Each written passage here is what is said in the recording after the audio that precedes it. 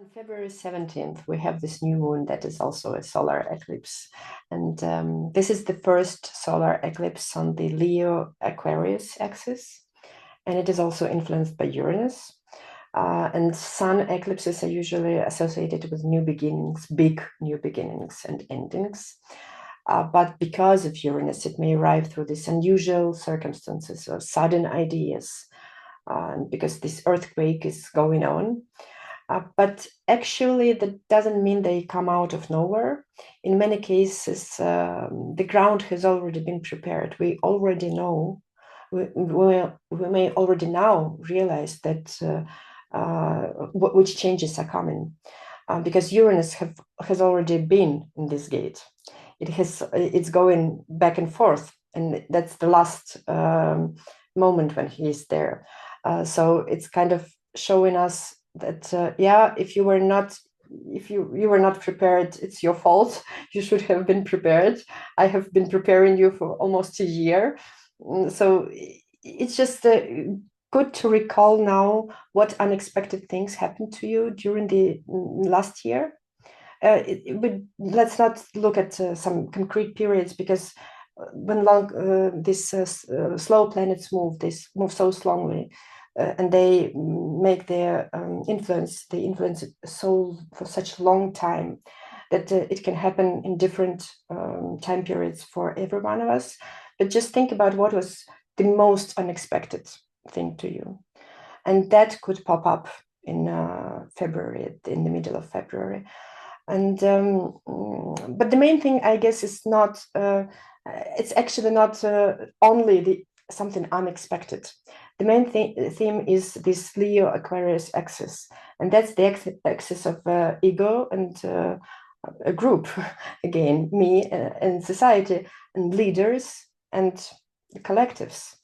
And because it is, I don't want to overwhelm with astrology.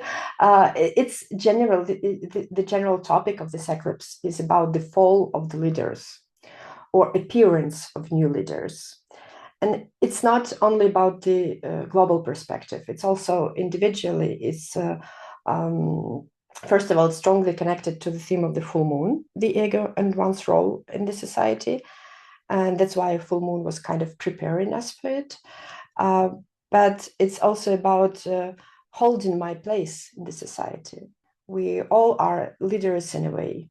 I can be just sitting at home mother, and I am the leader at home because I'm leading other people. So where are you leading people, and where is this group where you are a leader? And see how it can happen that you see that your place is kind of shaking. Do I deserve leading further? Am I taking the right place? And just days around it, Saturn changes signs. On the 14th of February, it moves to Aries.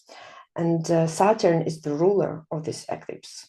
And Aries is a very ego-driven sign. So we have these questions of ego raised twice or even three times. So do I deserve the place I take? That's the main theme. It may be harsh to some of us, because some will face a negative answer. No, you don't. And for some, it may be very abrupt. But it doesn't influence everyone, of course. What's important is that eclipses often accelerate what is already in motion. They shorten the distance between the intention and consequence. So we may abruptly find that, oh, yeah, that's what I have to do, and just do it. And at the same time, it's not always freedom of choice. It's not always that we will have a choice to make this decision. It's like circumstances or the group forces us to make this choice. And some of us will have just to accept the choice made by someone else, because the group energy may decide for you. That's also a risk, and there is also an opportunity in there. And again, if we work through fears, if we think about our place, and then if we're not hectic ourselves, and we know how to protect our place as a leader, and if we feel that we truly deserve it, then we will not be removed. And what is also important is that the Saturn, the ruler of the eclipse, and eclipses themselves, they will influence us for 2 years for this in the same, more or less the same topics. So now we will see the first signs of what may be unfolding in 2 years. So what we have to do now, with all this plan of from fear, ego, role in the society, and protecting yourself, and then look in the future and look where our today's decisions or our past decisions can bring us strategically, because what is this period showing us is what will be developing in the long run. So kind of very important period. I don't think it will, as I said, not everyone will be influenced directly, but I believe that everyone can see the signs for themselves, because everyone will be affected by other eclipses during these 2 years, and by Saturn in these 2 years as it moves further. And here we can see these signs and sense what's coming. And then we have a group of cardinal signs. They may not be directly affected by the eclipse, but they have tight connection with the ruler of this eclipse, with Saturn. They all have a challenging year. I'm speaking about Aries, Libra, Cancer, and Capricorn. You have a challenging year because of Saturn, even 2 years because of him. So those who are born in the first half of this signs, they may feel it more now during 2026, and those who are born in the second half of the signs, they may feel it stronger next year. But again, this eclipse will give a hint of how these challenges will develop. And for Aries, Saturn enters your sign, so it will focus you on your identity. It's a bit similar to what Aquarius feel, but for Aries, that's the longest story and the most strategic story. They may feel they may rethink, where is my life energy going, and is it worth what is worth my life energy and what is not.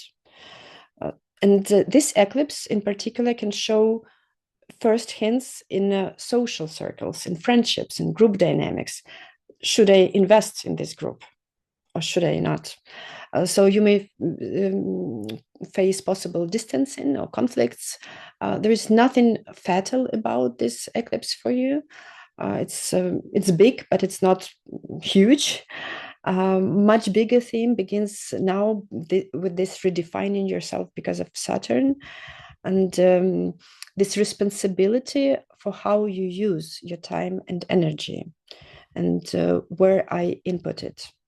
That's the main idea. For Libra, it's also they're mostly affected by Saturn, and Saturn wants reassessment of partnerships, personal or professional. And you may see that you are going to choose who you are moving forward with. So for you, the main question is, who am I going to live with for the next 30 years, actually, because Saturn starts a new 30-year cycle. And particularly this eclipse can show this in the sphere of creativity, hobbies, pleasure, that there you may see some problems that arise.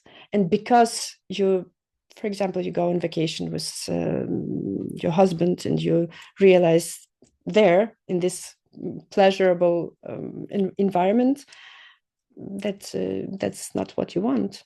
That's not how you want your free time to be spent. It's not worth the energy.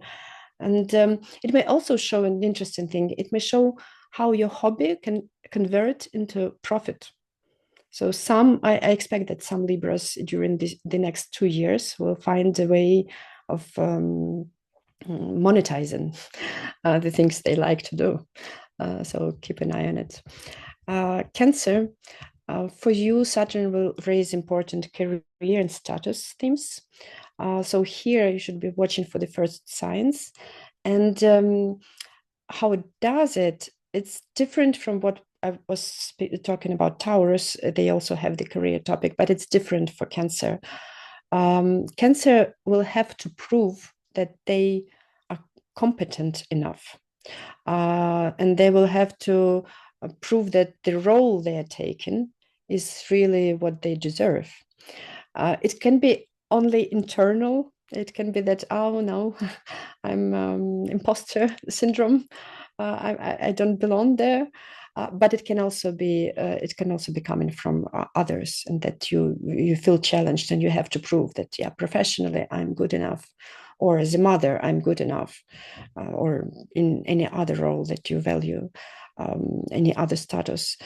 So here eclipse can highlight where doubts or challenges may arise, and it will show. It's not the eclipse is not the main topic. It just will show where you will probably need to protect your status in the next 2 years.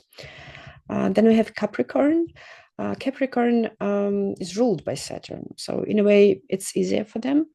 But still, Saturn will require that you let go what no longer holds value, as we just spoke. Like you will have to decide that something I want to protect and something I don't want to let go. Something else is just lived its purpose. I don't need it anymore. And here, the eclipse can show it first in the financial field. So financial values, shared resources, some themes of successful and not really successful investments, or something that actually supports my life. Do I have enough resources, and do I have to hold on and go into this making money more and more and more? Or maybe I value something else, and maybe financial base is not the main thing I need at the moment. So you will see this topic unfolding of letting things go. You will see it unfolding in 2 years, but first you start with the finances and resources. So for you, it's probably very important to think beforehand in January, when we are talking about the fears. What am I afraid to lose? And do I really need what I have, or maybe I should just lose it and let it go, and it's okay, and I will feel better afterwards.